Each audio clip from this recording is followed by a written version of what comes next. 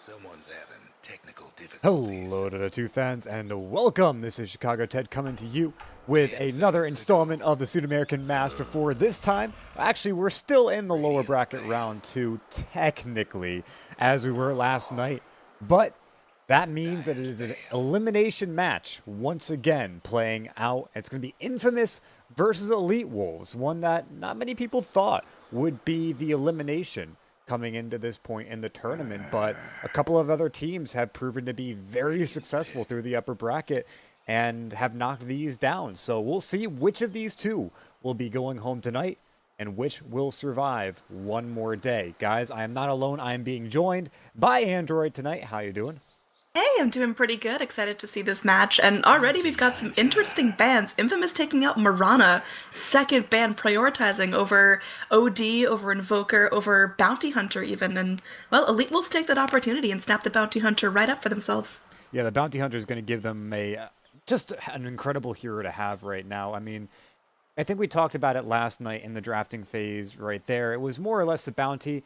Sometimes when you pick him up first, you can counter the hero as it stands, but the problem with a Bounty Hunter pick is that the amount that he synergizes with his team, the amount that team fights from the 13 to 25-minute mark means when you've got a Bounty Hunter with track throughout the game it's just phenomenal. The impact he's got is huge, and it's really tough to fight against. Now, a couple of styles would just be to not fight, but some of the more popular styles would just be to pick someone who can eliminate the Bounty Hunter as early in the fight as possible. And though the Faceless Void isn't exactly that, if you catch out the Bounty Hunter with the Chrono, it makes things a lot easier. Though the Faceless Void Enchantress combo is pretty tough to deal with. You drop a Chrono, and you keep the Impetus Strikes rolling through. The damage is going to be out, and this calls to mind whether or not Infamous are looking to grab potentially a Witch Doctor pick as their third. Yeah, I think the Witch Doctor could be a fantastic position 5 here. Obviously, the Death Ward and the Chrono combo so well. Enchantress picked up as a position 4. How do you think of her in that position as opposed to the offlaner? You know, I more like her as an offlaner just because the amount that she can get out of the offlane as far as farm and experience goes. And she can do a really good job at shutting down the enemy carrier, especially now that they've got a roaming Bounty Hunter. If they know the Bounty isn't in that lane, then what usually happens is the Enchantress can just grab a creep and walk right at whoever the safe laner is and put a whole lot of pressure on him. So now that Faceless Void is the offlane, as you said, it is going to be a 4-position Enchantress. Unless we see something really crazy, well, actually, running a safe lane in Faceless Void isn't exactly crazy, but unless we see something that's different from the meta, it will be a jungling Enchantress. And I don't think it's any weaker as a hero. It just means the playstyle is going to be wildly different. We're going to see more of a roaming, ganking Enchantress with a couple of early creeps, depending on what she gets, than a lane dominating and pressuring Enchantress. All right, fair enough. So Elite Wolves building off of the Bounty Hunter. You said that means they want a team fight. We see a Batrider pickup. That's going to be phenomenal. Are we looking at offlane or mid Batrider? Probably offlane. I mean, history dictates it's most likely going to be an offlane Batrider. If it is mid, I kind of worry for Elite Wolves because usually you want someone who can be a little bit more of a carry snowballer. Like the Batrider, he's a good snowball in the sense that he can maneuver around, find a pickoff, pull in, and be a nuisance that way.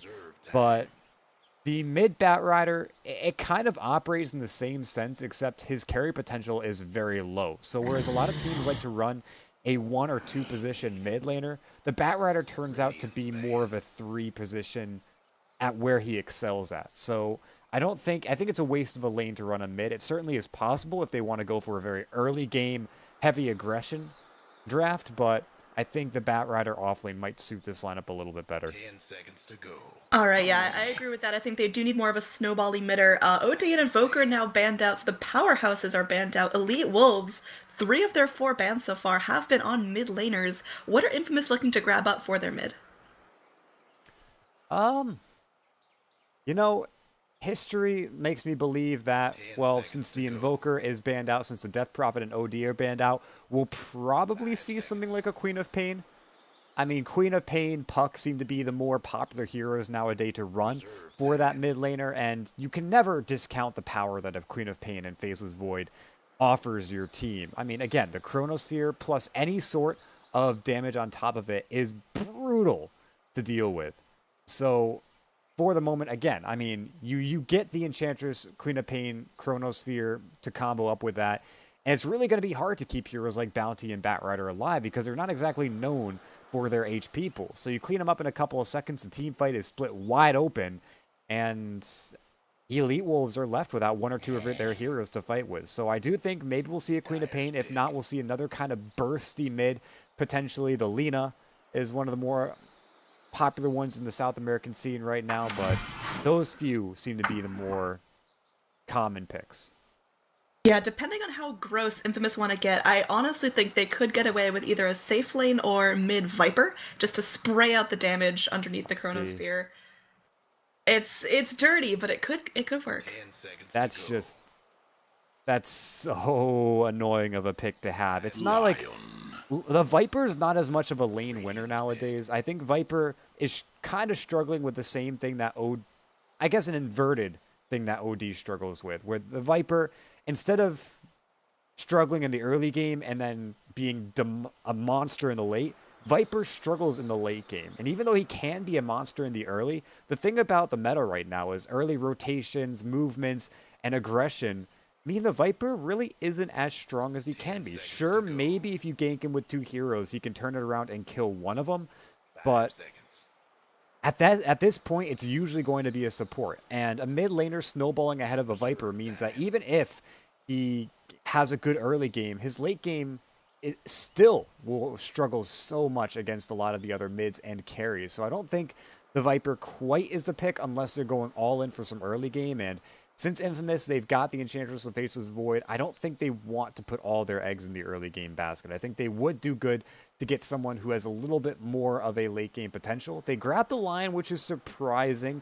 Maybe they just want a different type of burst and not have to rely on the Death Ward, though I think if it's a 4-position Enchantress, probably not. But with the Lone Druid out, with a Batrider, there are a couple heroes that come to mind that are kind of niche picks that may be able to work here, but potentially we'll see a carry Venge from Elite Wolves and a mid as whatever, or even, and this is way far left field, but potentially even a carry PA. 10 seconds That to go. could work. I actually do like the PA a lot in this scenario. I really want Ewo to be able to grab up his Morphling as a position 1. I think it's just one of his strongest heroes. Every time I've seen it played, it has been phenomenal. And I think the last time I saw it played, Elite Wolves pulled off a level 1 Roche, so maybe we'll get to see something real crazy like that. Yeah. Well, Ursa has been banned out. Not to say that he's the only hero that can level 1 Roche. Lone Druid picked up makes me believe that maybe we'll see a Lone Druid played mid this time around. It has happened in the past, and mid or carry Lone Druid seems to be more popular nowadays because of the amount of gold that you can get. You're pretty much guaranteed to get a very well-timed Midas because at the moment, it's near impossible to miss last hits on Lone Druid if you know how to operate it correctly. Both you and your bear are throwing out a right click at the same time. So it's almost like buying a Quelling Blade that buffs up your damage by 50% or more. Like, you really shouldn't have any trouble with this guy. And in the mid lane, it's 5 seconds. kind of hindered by the fact that you're going up against someone else directly, but it still should be a very powerful hero to have as far as gold income goes. Now, Infamous, I put out a couple of hero suggestions, and those really weren't mindful to what they have picked up already, just more kind of fringe picks that could counter. But it looks like maybe they want to try to continue to build this synergy right here. One that really is only seen with the Faceless Void Enchantress combo, and they grab themselves the Tusk right now, which I'm not totally sure I'm sold on, mostly because if it's a off-lane Faceless Void and a jungling Enchantress, then the Tusk has nowhere in this draft. But this makes me believe that maybe, just maybe, we'll see a carry Faceless Void this game. And the Tusk Lion being roamers, the Enchantress being an offlaner, which would leave them to have a safe or a mid lane that's probably going to be a 1-position mid lane here. And as far as 1-position mids go, You could go really 10 old school, seconds and to one go. that I wouldn't suggest, but just kind of to get you to think about the style here. Maybe we see 5 something like an seconds. SF, someone who can farm the mid lane effectively and turn that into a successful one-position carry. But Elite Wolves, they grab the Witch Doctor here, known for being good against the Enchantress. And so far, I mean, their lineup is really good, really aggressive. Both, actually, are incredibly aggressive right now. Yeah, I worry about Infamous. If they are going for that old, throw Void in the safe lane, make your mid laner the farm priority, then 10 they're putting a seconds lot to of go. eggs in that basket. And, if Lion has a really tough time and feeds every single round, if Enchantress isn't able to pick up any items, it's going to be really, really hard for Infamous to get any sort of traction going for the mid game. Whereas Elite Wolves, once Bounty Hunter hits 6, once he gets that track, once Batrider has the lasso to start things off, once you've got like a Radiance or an AC on the Bear for Lone Druid, it's going to get nasty. And, well, Elite Wolves, speaking of nasty, they do ban out the Viper as the last pick, like we talked about a little bit earlier. Yeah, I still don't think it would have been a Viper pick. I really think they would have gone for someone a little bit more 10 snowbally seconds and to carry. go. But the Viper ban is definitely, it puts it towards the same 5 reasoning seconds. you had. It was kind of just a hero that no one wants to play up against. He does a good job at winning the mid. So it will be that Quap we talked about a while ago. And even though she doesn't carry as well as some other one positions, she still has a lot of potential to carry if she itemizes, less for a early game magic burst and more for kind of a stats damage build. She can still go for the early burst. It's really good to have, and certainly against a Wind Ranger, she might just need it, as Wind Ranger, kind of another one of those heroes that just pressures the mid lane really well, can go up and hold her own against the Queen of Pain, and hell, might even be able to win this lane given rotations aren't quite there for Infamous. But with a Lion and Tusk on their side of the field, I don't think I'm worried about a lack of rotations. Yeah, these drafts are really, really crazy here. Yep. I'm honestly not sure who I think is gonna be favorable. If Infamous get crazy early rotations, if the Queen of Pain dominates mid, I'm liking Infamous more. But if Elite Wolves are allowed to sit back and get their levels, I think they can absolutely spiral out of control with the Bounty Hunter participating in fights, with the Lone Druid just constantly applying pressure. So we'll see. It looks like Elite Wolves are going to be focusing a little bit more on towers and map advantage. Infamous might be focusing more on hero ganks, but again, everything is up in the air. It's going to come down to execution. Yeah, execution is going to be really huge here. It's one of those things where these drafts are so focused on the fact that they don't exactly have dedicated carries, or at least Infamous's draft is focused on the fact they don't have a dedicated carry. So Greedy, even though he is playing that one position on the Faceless Void, the problem Faceless Void's face is that their lack of tankiness is way too hard to deal with in the mid to late, or in the early to mid game. So even though a late game Void is scary, early mid game Void is still pretty much just a Chronosphere. So Infamous, if they kind of get shut down in the lanes, they're going to have a really hard time if they can't land their Chronos correctly. Now, their Chrono is kind of one of the linchpins of their comeback mechanics, so it won't be the end of all if they lose their lanes. But E-Wolves, if they kind of fall behind, especially if the Lone Druid falls behind, things could be kind of rough, because the Lone Druid is going to really need that farm early on to maintain pressure, to get that early Midas, get that early Radiance, and put a whole lot of focus on burning towers down and making sure that Infamous feel like they're on the clock. So I think lanes are going to be pretty important in this game. Not end all. Whoever wins still can lose the game, but still a lot of thought and pressure will come down to the teams and how much they can operate in this early. All right, for now, it looks like there might be some contest over the top. Rune Tusk might be going up here. He is holding on to his level, hasn't chosen Ice Shards or Snowball just yet. Windrunner's going to get a couple nice hits off, and, well, it looks like the Runes are going to go for a 1-1 split, as LD able to snap it up down bottom. I have some serious PowerPoint Dota going on, so you may have to do the heavy lifting. Yeah, I got that kind of when we started out, but it looks like I'm all set for right now. One thing I really like about what the Lone Druid did there is he sent the bear to get the bounty rune. And even though that doesn't give him the experience, because his hero is not in the vicinity, it still gives him the gold, and it pretty much makes it so that he doesn't have to risk losing his HP to secure that gold. So Kotaro recognized that many heroes were on the top lane. He was ready to put some pressure on whoever was going for the rune bottom, but he instead found the bear, where if he puts pressure on the bear, Lone Druid doesn't really care. That bear, he can either send back or respawn and have it come right back to lane at full HP, or just kind of leave it at low. It doesn't matter that much that it took that damage. So a very important play he makes right there, and a very kind of, I don't know, not so great maneuver for Katara to lose the rune there to the bear itself. Up top, there is going to be a nice rotation from the Invisible Bounty Hunter. What can he really get done, though? He's only level 1. He doesn't have that Janata. He doesn't have the Shuriken Toss. He's going to need a lot of cooperation if he's really going to get this done. Looks like he wants to go in onto Lion, but Quap is there, and Quap is angry. Yep, he still has the Orb of Venom, which is a very nice slow. They'll follow up with a Paralyzing Cask, and they've also got quite a bit of Sticky Napalm. They keep the Vision on, which means our Bat Rider should be able to grab First Blood there. Well, there is a no-name player right there, so I guess we'll just refer to him as Bat. I asked a couple of players what their names were going to be in this game, but looks like I left one unasked. At the moment, though, he will get First Blood, and that should be a very nice kill for Elite Wolves to get. Again, this off lane is going to be able to put a little bit of pressure on the safe, and a couple of funky lanes I don't think we pointed out just yet, as Faces Void is in the mid lane with Queen of Pain as the safe. About that.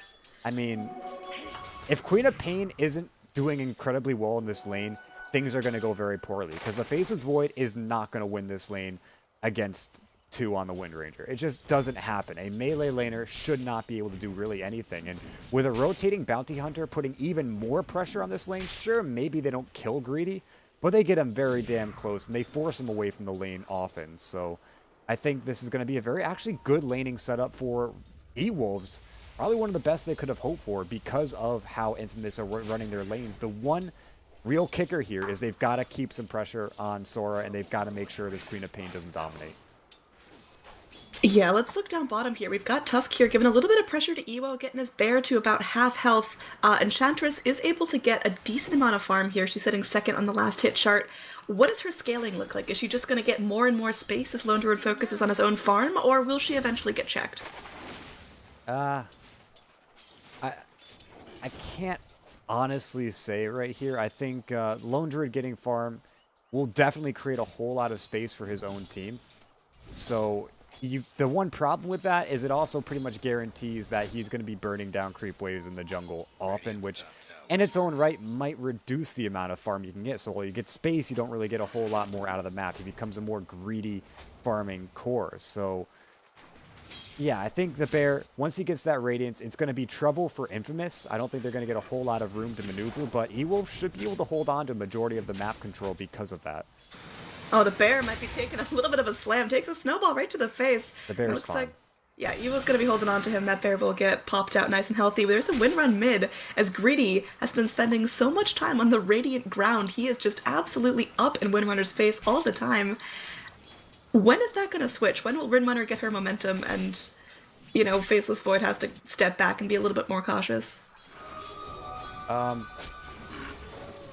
not... Okay, so Windrunner, she's got no trouble right now, and she will never have trouble. So her real kind of point of power is going to be when she gets that Aghanim Scepter or whatever damage item she gets, and she's going to be building into that one very soon. Of course, boots first, obviously, but there really is no pressure that she's going to feel, and she's going to have a lot of dominance throughout the game. I think the only way that you can really shut this Wind Ranger down is if you gank her a couple of times and eliminate her snowball. So you leave her be, she's going to get her items out at a very decent time. You let her kind of farm, and things will go downhill for you really fast. But honestly, as far as time bombs and the Radiant go, I think Ewol is going to be a little bit bigger as they move in. Unobserved, who is taking a lot of damage here. However, he is going to pop into the snowball. They hold on to the Primal Roar quite long, which is surprising, but they still get the kill on Unobserved. Ewol will grab that one with a bite of the bear. Now they'll move in for Katara, but I don't think they find this one, the Untouchable, proving to be a little bit too much for them. Of course, they don't even have level 6 on Misoku. Not surprising, but that just means the damage will not be good enough to bring her down. That was a little bit unfortunate. Now, E-Wolves hanging on to 2 kills. Infamous, they're looking for something here. When is their power spike? When does Infamous go in and start destroying? Do you have to wait for Void's Chrono? Do you have to make 3-4-man rotations? Or can you look for pickoffs right now? Well, Void has his Chrono, so you don't have to wait for it as far as skilled up goes, but he will have to start rotating soon. Yes, he needs to go and help his team and find kills right now. It's come to a point where I think he's waiting not for the Chronosphere to be up, but for his teams to have ultimates to follow up on the Chronosphere. But once those are out, I think he finds a lane to gank. Probably going to be going for the lone druid earlier than anyone else, just put some pressure on his farm, but it's going to be difficult to stop the lone druid's farm at this point. I don't think he'll put a whole lot on the Wind Ranger. Maybe he drops a Chronosphere on her if he can get a couple of heroes into gank. But I really think that the Lone Druid's going to be target number 1 for him. As, speaking of, Ewo drops very low. Kataru actually going on in. She's got a couple of impetuses. In fact, one more to cast. However, she's being blocked by the bear. Ewo is now safe in his little alcove. However, Kataru is able to get past her. Masoku's there. The Primal Roar trying to lock her in. Actually locks himself in the process. The impetus of one comes through, but he gets another one. The mana regen proving to be in his favor. So Kataru will get the kill. Doesn't even need the Faceless Void, but the Shackle comes through too. Gets both of them with both the Shackle and the Power Shot and finds a double kill in the blink of an eye. What a beautiful rotation coming out. And now maybe 2 is the right target for that first Chronosphere. That was a flawless rotation for the Windrunner. The Shackle was great. I was like, all right, maybe they'll get one pickup, but the Power Shot, that max level Power Shot, so good. How ordinary is it for Windrunner to go 1-4-1? It's pretty ordinary. I mean, the Power Shot skill up first is really what comes after, you know, wanting to dominate a lane, especially against a melee safe laner. Like, the harass you can do with it is phenomenal, as well as a damage output to the creep waves, burst it down, force the issue onto whoever your enemy laner is. And you see Greedy has to constantly last to under tower because of this, which gives... What? Smoke mid. This is going to be the first chrono of the game. Greedy's looking to set it up. He's the only one showing himself. They're going to go down towards the rune. It will spawn in about 20 seconds. And it looks like maybe they're trying to bait E-Wolves into something here. Yeah, and I mean, they go into the jungle. If they find E-Wolf right here, this could be another huge kill. Again, just put more pressure on the Lone Druid, who's already died once, and now he'll see another one. They get him with a Shadow Strike. There really is no escape for Ewo, as he did not end up casting the bear again. If they had waited like 4 seconds, that would have been incredibly hard to come back from having a bear down for that long. But now when he comes back, he'll have the bear. It's not going to be that great of a death for him, but it still is not the worst loss. But one important thing to note here is that we talked about how badly the Wind Rangers should be able to hurt Greedy in this mid lane, but as far as CS goes, Greedy's actually on top of the CS board. His net worth is just short of 2's, and that's probably because 2 got that double kill in the bottom lane. So Greedy's doing phenomenal in this mid lane. Better than we all expected. Looks like there's going to be a lasso into a Firefly. You've got Kotaro trying to run away as fast as she can, but the magical burst might be enough. She's burning. She's going down. The Sproinks are not enough to keep her alive. She gobbles up a fairy fire, but she still ends up falling there. So it's going to be a really nice pick for E-Wolves, forcing the Enchantress back, slowing down her farm a good amount. She has the recipe for Hand of Midas, but no gold for those gloves. There's going to be a root on the top lane. The Snowball out. They'll rotate in one more. The Snowball actually catching almost immediately. So he didn't end up going any deeper into the fray, which means he'll walk away with 30 HP.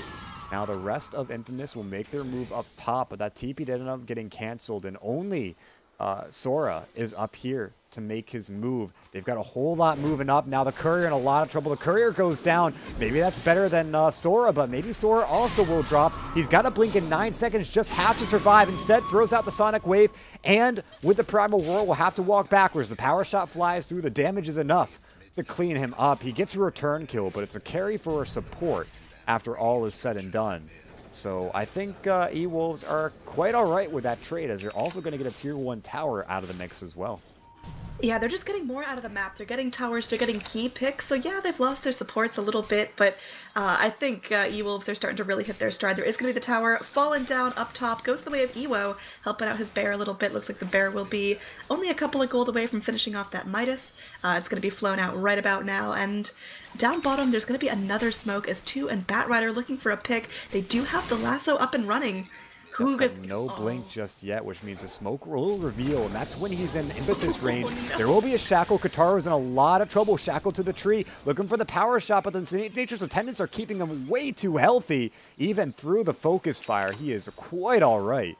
The Batrider backing away at a half HP, but this is the problem with going Boots of Travel inbound before the Blink Dagger, as he doesn't have the way to initiate into his opponents the way he needs to. Instead, he just has some base movement speed. Now, the Blink Dagger will be coming out, in a decent amount of time, if he can take a couple of jungle camps, he'll be just fine. But missing out on a 10-minute kill because you didn't go for Blink Dagger first is very important to the snowball status of Elite Wolves. I mean, they need that Blink Lasso. They need to find kills with it.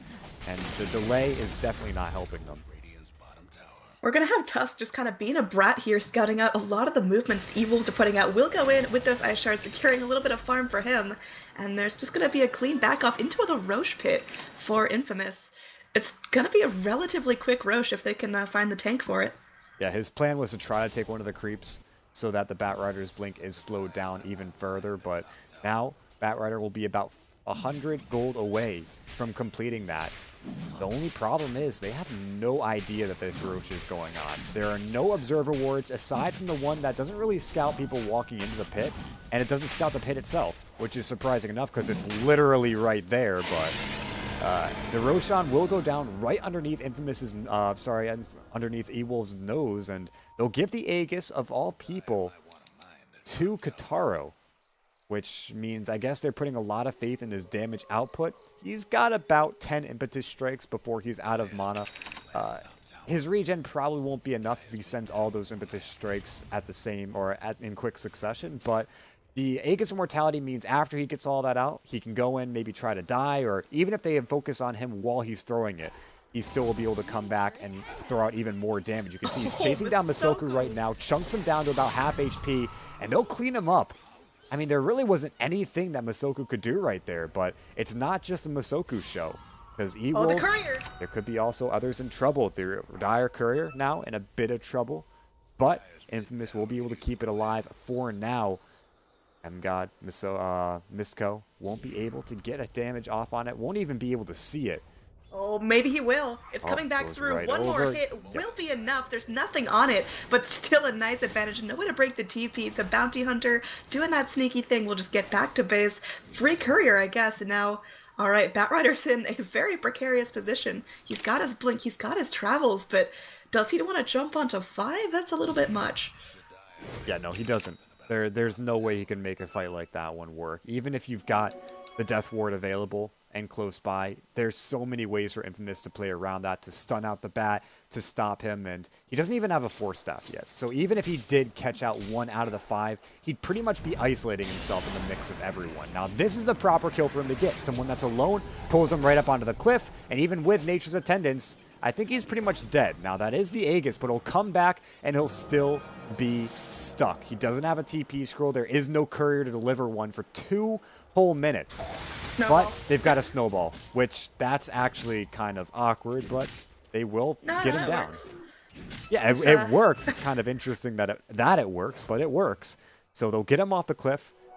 That could have been huge for Elite Wolves if there was no interaction like that, but there is. So unfortunately, Elite Wolves won't be able to take that victory, but still getting the Aegis down is a pretty big one for them to get. Yeah, so now we're at 14 minutes in the game. The XP is exactly at 0, so levels not a whole lot of difference. E-Wolves a little bit ahead in terms of gold, but no huge advantage now. Infamous going to be gobbling up their 3rd smoke in the last couple of minutes, so they've got to be running low on smokes for now, and we'll see what they're able to get done with this. There's no tier 3, but how deep do they want to dive to get a pick? Looks like they're going pretty deep. They'll go up to the high ground inside of Elite Wolves' own jungle, maybe go for a wraparound to try to find someone farming the hard camp. Now make their way to the easy, but there is no one here for them to find. However, if they go slightly south, they'll run into M-God. The one issue here is that if the smoke breaks, do they have detection to spot out a potential bounty hunter break of the smoke? And none. No, they've got nothing. So they will end up running out the smoke. There is no one for them to find. Even the person that they would find, they wouldn't actually be able to see. So a failed smoke attempt. And you mentioned how they were burning through their smokes. Well, Elite Wolves will pop one of their own. This time, Bat, he's got the blink in, ready to go, but they'll reveal on a Greedy, who is able to just jump himself right off to the south and get himself away alive and intact. However, he'll make his move back in. This time, Bat will jump. They've got a Death Ward as well, but the lasso is not going to last nearly long enough. They've got the shackles. He makes his way back to the tree, but the Death Ward range is not long enough to continue catching him. So even though Greedy sees pretty much a death's worth of damage, it works in such a way that Time Walk got enough of it off, and he survives through it. So I guess, sort of well played from Greedy, but also just a bit disappointing that Elite Wolves were not able to burst him down in the duration of either the Shackle or the Lasso. So 2 smokes used, both failures. Let's see exactly how many smokes we've got left for the Radiant. There's none left for the Dire. There is also none left, about 3 minutes on each of them. So actually, no, I'd never actually highlighted off of Wind Ranger. For the Dire, there is quite longer, 6 minutes without a smoke ready to go. So both teams will probably not see any highly aggressive plays for a short amount of time. We'll just see some farming and maybe some regular pick-off attempts by way of a Batrider sitting close to a lane. Yeah, curious that Enchantress has not opted to put any points into Enchant, even though she has played more of that lane position. Usually just the value point is enough. Just grabbing a Centaur or a net creep could be the difference between a won fight and a lost fight, so she's prioritizing her stat, she's prioritizing being a scary right-clicker, but do you think it's a mistake not to have a value point? Not entirely. I mean, Enchantress's struggles in lane would have rooted, excuse the pun, with the lone druid hitting her and being able to sustain in the lane. So even though she doesn't have the ability to take a creep, it also kind of limits her kill potential because she doesn't have a slow. It still allows her to stay in close to the lane and continue farming, even if Lone Druid puts some pressure on her. So there's going to be a nice track immediately into a focus fire. Looks like Tusk will be the first casualty. Are they able to get down Excel as well? Looks like he's going to be taking a shuriken toss, the mini stun. Oh, the power shot follows through as well. A second track kill might be going the way of E-Wolves. Nice Earth Spike keeping Excel away for now. And it looks like they will give up the fight from there. There's going to be a rotation in. Do they get the Chrono? They do. It's only onto MGod, but that gives him true sight underneath the Chronosphere. He's got to get this while he can. Looks like he's not able to, but oh, the AoE from the Scream of Pain secures the kill, so it's going to be a 1-for-1 trade. Tusk for a bounty. What exactly happened there? Well, they didn't get the kill on the Lion. Or at least they didn't get the clean kill on the Lion. So that was probably the one thing that made things awful for them, because they had to continue chasing deeper and deeper for that kill. And it looked like it was a sure one at the start, but the issue arose when he was able to turn around and stun, and then they were too deep in enemy territory. Now Ewo is walking away from Impetus Strikes, and he should be able to survive this one, unless they've got a Blink Dagger, which they do. And Excel will move forward, Finger of Death to get the kill. Ewo will drop, and now it looks like Infamous will make their way back up north to try to catch out the 3 Stooges of Elite Wolves that are locked behind and left for dead. There will be one TP out. And then a blink out from Batrider. However, the blink forward from Excel. They've got him. He's a burning fish flying over trees. They've got the Earth Spike, but it doesn't connect. And now Batrider is just fine. The overcommitment is Infamous's side as they'll lose Excel. Sora will move forward, get the Shadow Strike off onto MGod. However, the lasso back will pull Kataro back up onto the high ground. This Enchantress cannot catch a break as they'll power shot through. They get her with the Orchid. They bring her off finally. But that is by way of E-Wolves, and that was a malicious flame break off the cliff too. So they get the kill. Easy for E-Wolves. 9-6 right now, and a pretty decent fight for them to take. A little bit of revenge for having their own overcommitment exploited. Yeah, and it's really the track gold starting to add up for E-Wolves. That last fight, just the pick on the Enchantress, was about 1,300 gold in favor of E-Wolves, and now it looks like they might not even be done. They're going to continue to prey onto Tusk. The Walrus Punch comes through, nice zoning shards. They're not able to catch up with him this time, but again, you see MGod just really showing what a bounty hunter can do. He's already got the mech, he's already got the arcane boots, should pick up some greaves very shortly. And it's unfortunate. MGod, I mean, once burnt, twice shy. He feels as he doesn't chase any further for that kill.